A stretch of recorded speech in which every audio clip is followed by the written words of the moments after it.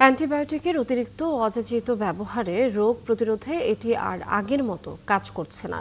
নিবিড় পরিচর্যা বা আইসিইউতে থাকা রোগীদের উপর গবেষণায় এমন তথ্য পেয়েছে রোগতত্ত্ব ও নিয়ন্ত্রণ গবেষণা প্রতিষ্ঠান আইইডিসিআর। তারা বলছে, ছোটখাটো অসুস্থতায় অ্যান্টিবায়োটিকের অযথা ব্যবহার বেড়েছে, তাই এমন অবস্থা। রোগীর দেহে বিভিন্ন জীবাণুর উপস্থিতি জেনেই এর ব্যবহার করতে হবে।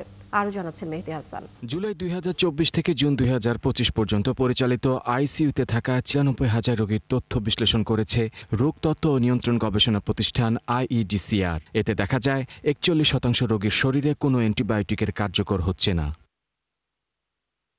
গবেষণায় দেখা যায় সরকারি চাইতে বেসরকারি হাসপাতাল ও ক্লিনিকেই বেশি অ্যান্টিবায়োটিক ব্যবহার করা হয়। বেসরকারি হাসপাতালের আইসিইউ সেবা অনেকটা অপরিকল্পিতভাবেই তা ব্যবহার করা হয়।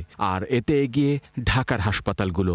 মূলত ১০ ধরনের দামি অ্যান্টিবায়োটিকের ব্যবহার করে তারা। গত বছরের তুলনায় এবছরে আপনার রেজিস্ট্যান্স কিছু কিছু অর্গানিজমের ক্ষেত্রে অ্যান্টিবায়োটিক রেজিস্ট্যান্স বেড়েছে, কোনোটার ক্ষেত্রে কমেছে। তবে রেজিস্ট্যান্সটা বৃদ্ধি পাওয়ার হারটাই বেশি পাওয়া গেছে।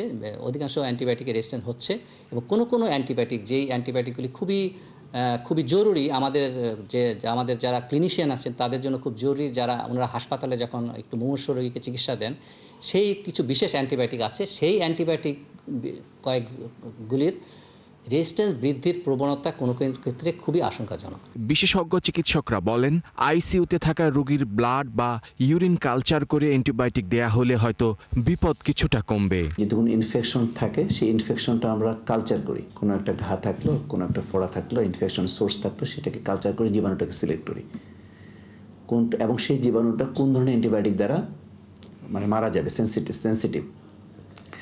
এরপর আমরা ব্লাড কালচার করি, আমরা ইউরিন কালচার করি, আমরা থ্রট থাকলে থ্রট কালচার করি, থ্রটের সোয়াব থ্রট সোয়াব কালচার করি।